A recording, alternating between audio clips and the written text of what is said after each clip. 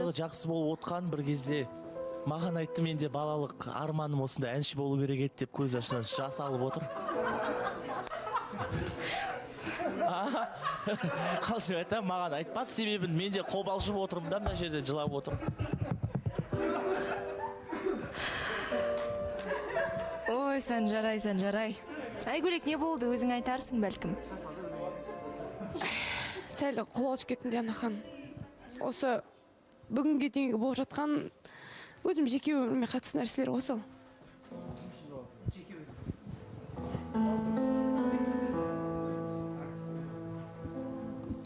Құралбекке байланысты ма? Ортаға келші.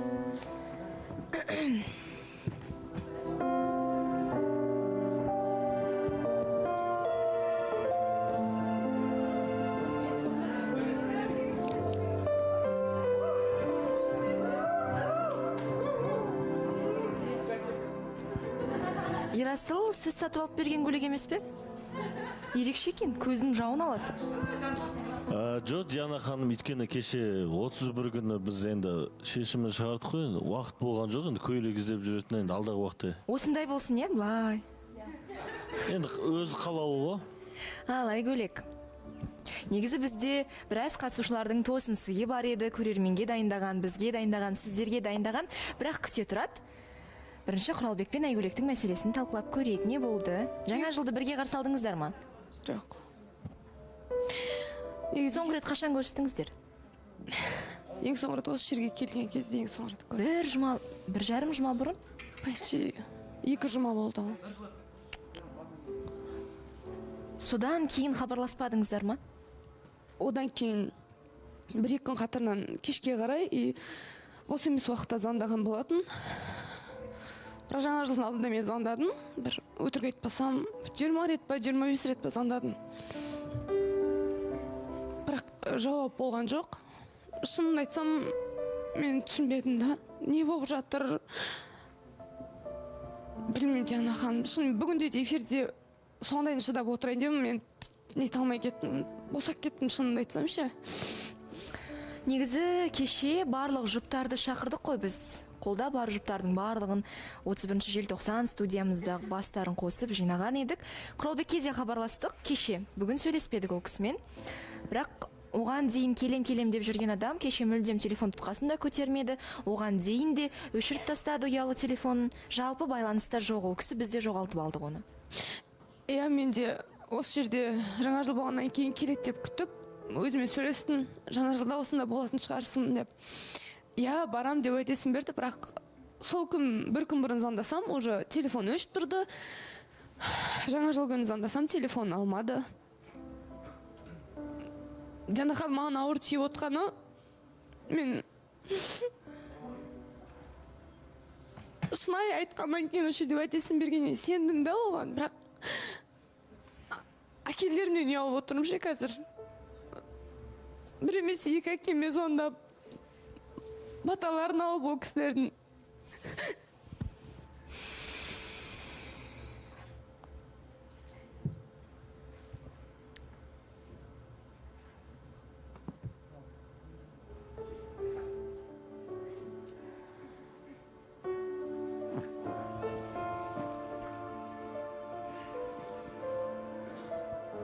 Шынымен не болып жатқанын түсінбей жатырмын.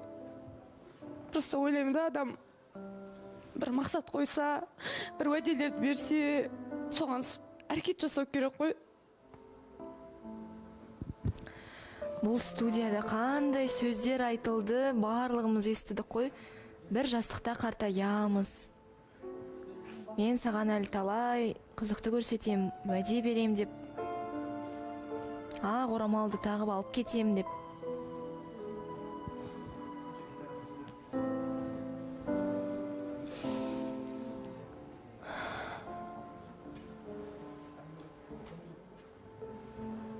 Мен бұлай қашқақтау қаншалықты ер жігітке жанасады, жарасады. Бірақ мәселеден қашқанмен мәселе өздігінен шешілмейді. Дәл қазірде Құралбектің өзін бәлкім білмеймін. Көре жатар, оның барлығы дұрыс емес екендігін түсіне жатар. Енді білмейміз ғой, араларыңызда не болды, кім не үшін қашып жүр. бірақ соңғы рет осы жерге келгеннен кейін біз отырып сөйлескен де жоқпыз ғой.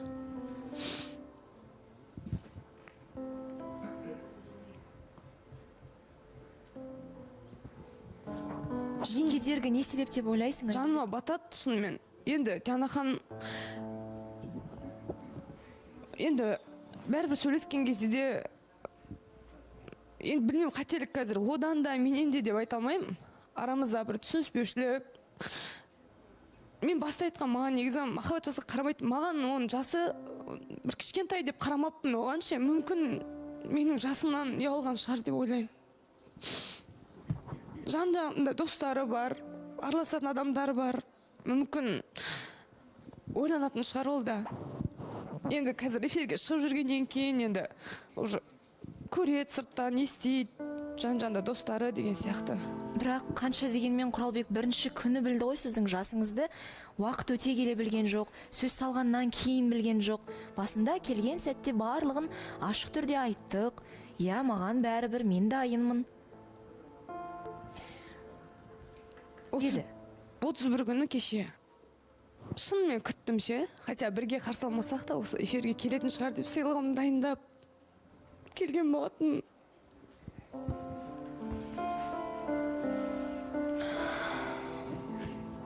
Асхат. Диана ханым, мен ойымша бұл жерде мүлдем жаста емес проблема. Мүлдем ода емес. Мен алдында да айтқым келген, я бірақ тиіп отырдым. Негатив. Негізі. Ол бала келет. Айгүлек, просто өзің негативить етесің, понимаешь? Ол оңай емес. Еркек адамға келіпші, сен бір келді жылап оттың осы жерде, екінші рет келді жылап от. Каждый раз келген сайын сен бір, білмеймін, жоқ, мәселе даже жалықтыруда емес. Ауыр да, ол атмосфера, ол аура бәрі передаваться етеді да. Оған негізі ол масса ретінде ауыр түсті деп ойлаймын. И ол просто, мен бар ғой, в прямом смысле қашып кетті деп айта алмаймын. Но адам өзі қашқақтайды. Өзі байқамайды, бірақ қашқақтайды. Ол бәрі виноват сенің осы бір негативің. Содан айырылу керек саған. Негіз Асхат, ол неге Айгүлек кінәлі болу керек ол үшін? Егер ол айтты ма, өзі айтты да, біз одан аузынан шығарып алған жоқпыз, қашан үйленесің, ол өзі келіп мұнда көктемде үйленемін деп өзі айтты да. Сол үшін Айгүлек жылама. Мен просто өкініп тұрған себебім, сеніп қалдым да, мен оған да сеніп қалдым мен. Мен айтып кетейінші мына жерде. Мен айтып кетейінші, Асхат қайда салайыншы. Мен ол жыламастан бұрын сол эфирға дейін Айгүлектің қасында болдым. Барлығын естіп отырдым. Сестрасымен сөйлескен кезде барлығын. Ол Айгүлек деген босқадан босқа жыламайды ғой. Құралбектің қаншама істеген іс-әрекеттер мен естідім. Бірақ мен сол кезде жылаған кезде мен оны айтқан жоқпын, осы жерге шығарған жоқпын просто. Бірақ ішінде айта алмаған көп заттар бар. Құралбек туралы өте көп заттар бар.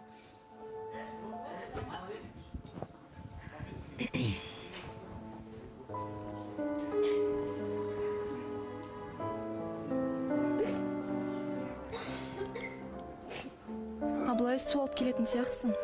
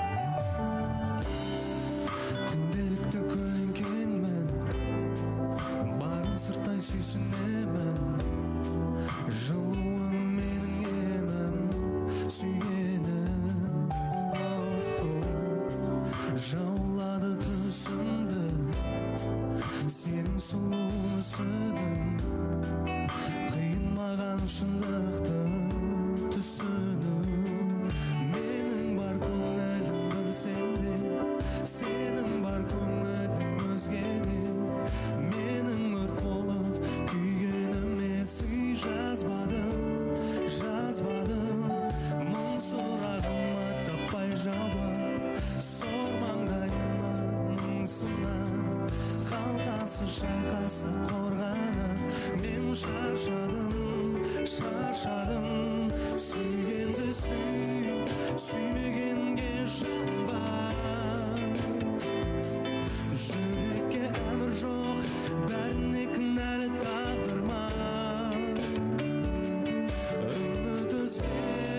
сүйген жүрегім армас бейнетіме сендей жан маған табылмас.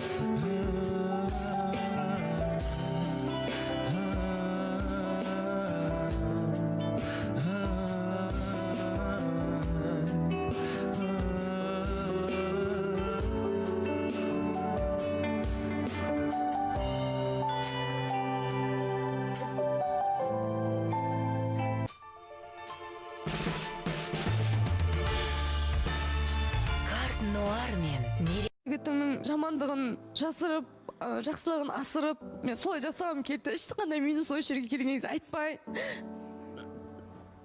шынымен өздерінде көрініп тұрған мен қалай қуанып жүрдім. Кәдімгідей өзгеріс менде болған. Білдіңдер, көрдіңдер ғой өз көздерім. Мен қазір жүрегіме қатты тиетіні мен әкелерімнен кешірім сұраймын. Жоқ, папа мені жақсы көреді, мен де оны жақсы көрем. Анасымен таныстым деп шынымен қуанып айтқан болатынмын да. Айгүлек, егер Құралбектің ешқандай ойы болмаса, ол несіне анасымен таныстырды? Бәлкім барлығы біз ойлағандай емес шығар, енді білмеймін, үмітсіз шайтан дейді ғой. Сондықтан әлі еш нәрсені шорт кеспей тұра тұрайық, күтейікші. Я саған да оңай емес, түсінем, күттің, хабарласпады, кездеспеді, басқасы. Бірақ бәлкім оған да сыртқы факторлар әсер етіп жатыр шығар, Асхат айтқандай. Білмеймін. Бірақ өзі жоқ, өзі айтсыншы соңғы сөзін, одан кейін біз де бір шешімге келерміз. Өйткені қазір тек қана сен барсың, оның сөзін естімей, өзін көрмей, біз еш нәрсені жасай алмаймыз. Менің ойымша, өйткені сіздердің арақатынастарыңыз кәдімгідей түбегейлі тойға дейін бара жатқан арақатынас еді ғой. Сен де қатты үміттеніп, қатты күтіп, сондай бір армандап жүрген кезінде, білмеймін, қатты армандауға болмай ма? Жанахан, қазір енді барша халық та көріп отыр ғой.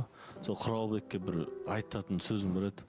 Құралбек, естіп отсаң, эфирді көріп отсаң, мына жерде барша халықтың, осыдағы ұжымның қатысушыларының алдында Айгүлекке сөз беріп, мен еркек болмаса бұны до конца жеткізем, жәнегі бір жаста қартаям деп отырған өзінің сүйіктіңді жылатып қойып өткір барша халықтың алдында отырып, осыны көріп отыратын болсаң, ертең бағдарламада келуін сұраймын.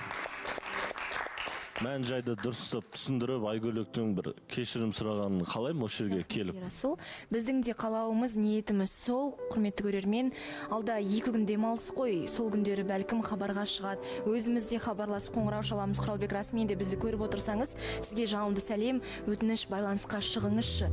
Ал біз дүйсенбіге дейін сіздермен қоштасамыз. Құрметті көрермен, жаңа жылдарыңыз құтты болсын. Берген уәделеріңізде соңына дейін тұруға тырысыңыздаршы. Ойыншық емес.